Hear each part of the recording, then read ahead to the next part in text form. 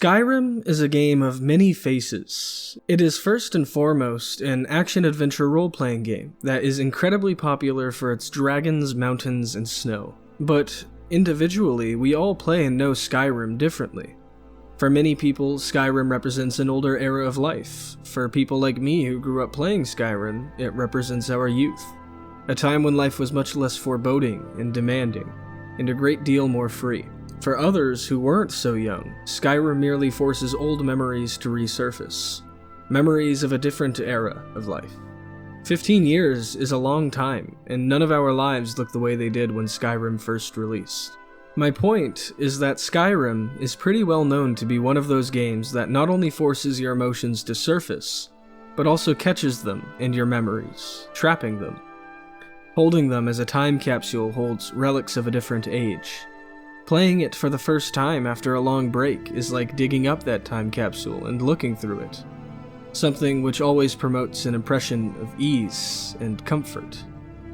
This feeling or sensation, whatever you understand it as, is something unique to gaming in my experience, and it is something that I value tremendously. My goal today isn't necessarily to define that emotion or swelling of emotions. Rather, I'd like to talk about what causes it to occur in the first place. I've seen a lot of videos talking about this before, and examples range from things like the beauty of the game, to the comfort it gives, the nostalgia we all know so well. These definitions, while true in many respects, seemed a bit off the mark for me. I was searching for something much more palpable, something that didn't just make sense, but actually felt like it belonged. I ended up with a much more specific, yet loosely defined answer when grasping for something a little deeper. I realized that quite simply, one of the best aspects of Skyrim is of course its world space and exploration. Exploring in Skyrim is different from most games. For the most part, this is because in Skyrim you almost never explore for a precise reason. Most open world games fall into the trap of being exceptionally gamey. Take Assassin's Creed, for example. The world space is often interesting, and the recent releases have even been beautiful, but the exploration itself almost has an arcade aspect to it. Exploration is done for the sole purpose of getting a number higher. Your goal is to find all 5 music pages, or feathers, or whatnot in a given area. Beyond this, the reason you want to find all 5 feathers in the first place is because there's an in-game incentive for doing so. You'll unlock a new skill or armor because of it. In Skyrim, you often explore for the absolute opposite reason. You go, oh hey, look at that cool thing. I'm just gonna drop everything I'm doing and go look at that cool thing. Yeah, sure, in-game there is reward for exploring in the form of loot, but at the end of the day, that's almost never why we're drawn to the locations themselves. All of this, though, still leaves that emotion I was getting at earlier in painful obscurity. The cool locations in Skyrim, while neat and eye-catching, are not why we so deeply admire this game. This is because adventuring in Skyrim is not only a dangerous and grand undertaking, it is also, at times, a slow and quiet walk. One which is soft and ponderative. In between grand vistas and epic dungeons are places with a soft remembrance to them, echoing a silent strum of a hollow chord. These places exhibit what I can only call a poignant tranquility. I'd like to show you all a few examples of what I mean. When in between quests in Skyrim, in the deep deer trails of the woods, or along the banks of brooks and valleys, you can stumble upon places that speak. Places that tell stories and sing songs of old. In Skyrim South, within a small grove, you can stumble upon a herd of elk. They silently stand, eat their grass, and watch the horizon for predators. When you approach them, 1 or 2 might run off, but always one stands his ground. He'll look at you and bugle. There's nothing to it, really, just an elk calling. This event is scripted, though. It doesn't happen anywhere else in-game. It feels so natural and real, I always stop here and watch when I'm in the area. I try not to miss it or scare the elk away too early, or I won't get to see it that playthrough.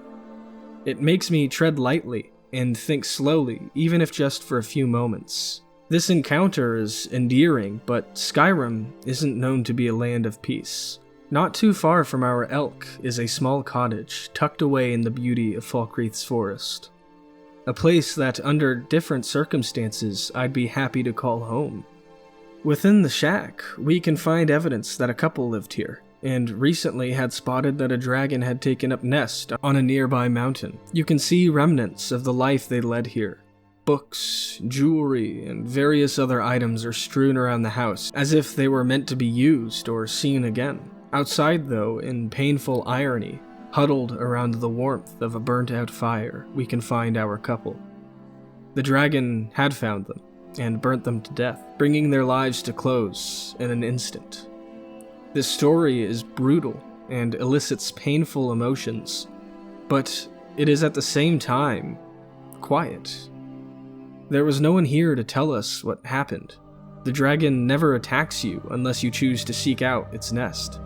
This place is just sitting here, peacefully, directly antithetical to the truth.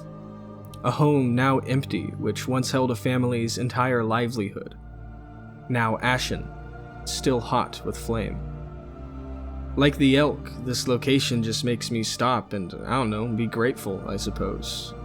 Leaving this unfortunate scene behind us and to rest, I'd like to show you this bandit. She just sits here, always here on this log, staring at the beauty of the waterfall before her. When I was a kid, I always used to find this bandit and shoot her. I'd watch her fall off, and that was great fun to me. I thought that was hilarious. But I haven't done that in a long time, and that's because I looked a little bit deeper into what's happening here. First of all, I grew up, and I realized that we can all understand what she's doing, sitting here and staring into the beautiful scenery around her. But there's something else here as well that changes things. A body of another bandit lies nearby, and a dagger lies suspiciously next to her. What happened here? We can come up with a few theories, sure, but to no avail. As you approach, the bandit just attacks you. There's no one to talk to about this, no answer to be found, just a person who seemingly committed a vile act trying to take in the natural beauty of the world, and her victim still lying nearby. I always try to leave her in peace when passing through here. The scene seems like it's the end of a long story, something I'd see at the end of a good movie, and I'd like to leave it that way. Finally, I'd like to show you my favorite place in Skyrim, this quaint little riverbank. Tucked away between the throat of the world and another mountain is this gorgeous waterfall and river that twists and turns before flowing down even more falls and eventually out to the Sea of Ghosts. This spot has always meant something to me for a few reasons. First of all, just here on the river is the kind of place that makes me think of the people I love. I'd like to spend a day here with friends or family, or even just myself. An afternoon to sit and think and write.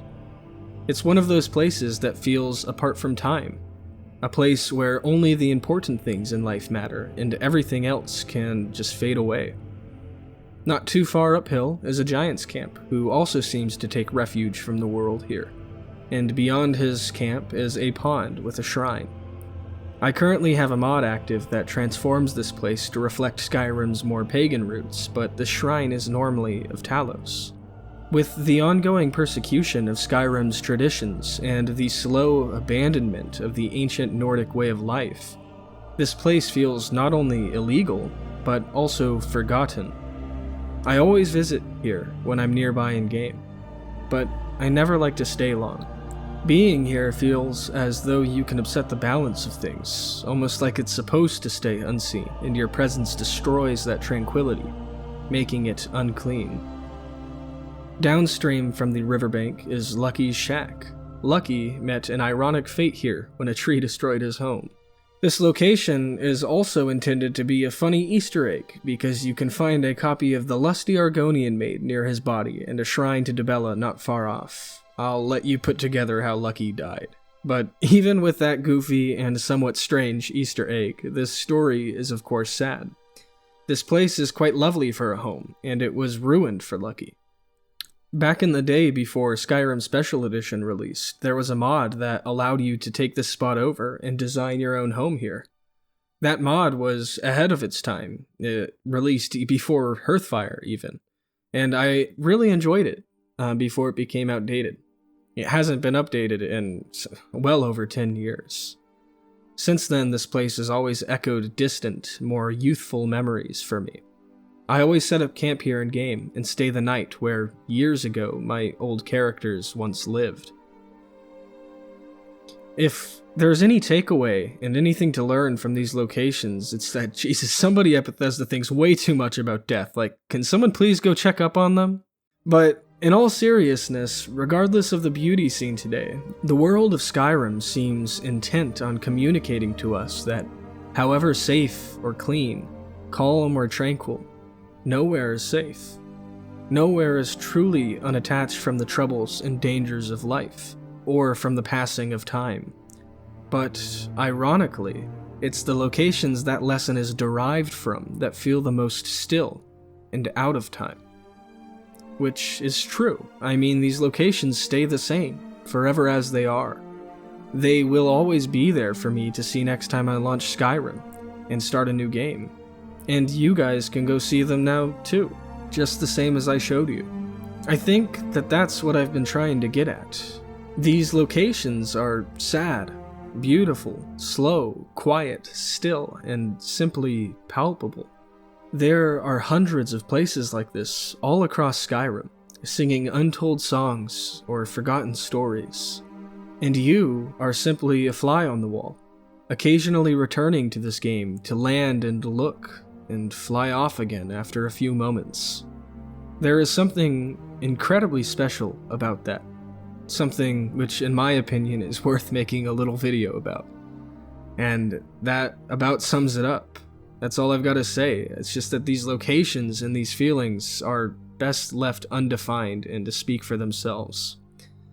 I know this video was a lot slower and more thoughtful than the other stuff I've put up as of late, but I hope you enjoyed it all the same, and I hope that I've helped you glimpse what is special about Skyrim for yourself as well.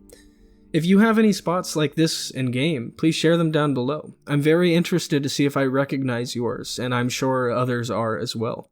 I also wanted to take a moment here and yet again thank you for all of the tremendous support I've gotten from you for the past week or so. All of your kind words are truly appreciated.